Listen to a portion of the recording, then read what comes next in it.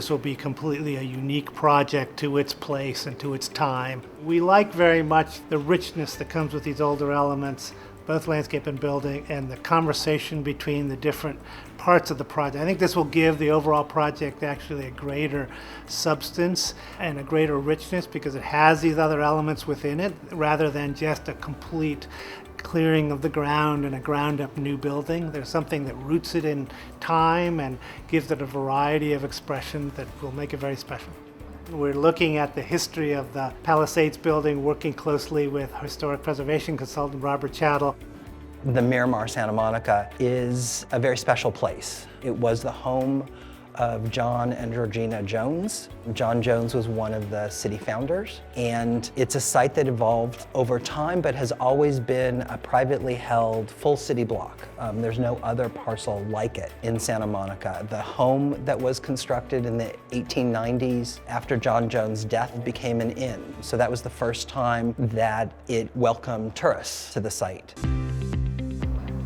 The project that's proposed to rehabilitate the Palisades building will better integrate it into a new garden on the north end of the property and creating a special place really out of the original entrance on the garden facade.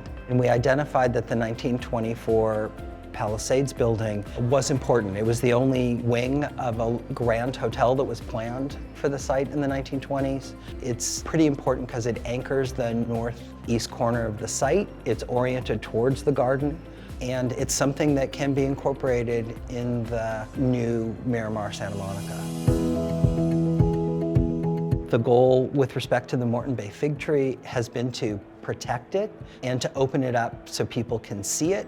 The tree is the great organizing element in the whole of the project.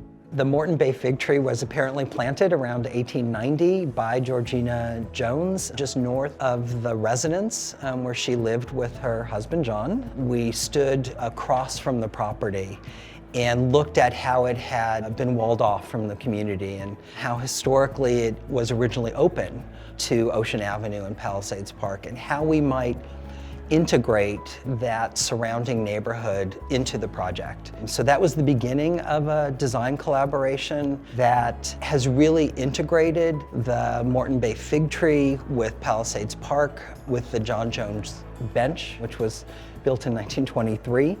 The new architecture needs to be compatible and not detract from the character of the resources.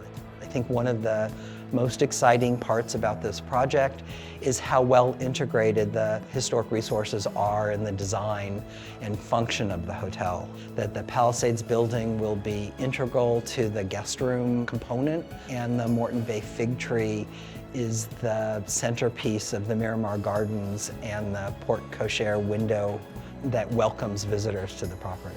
The notion that a garden and the retention of the Moreton Bay fig tree will be the centerpiece of the new Miramar Santa Monica is very exciting.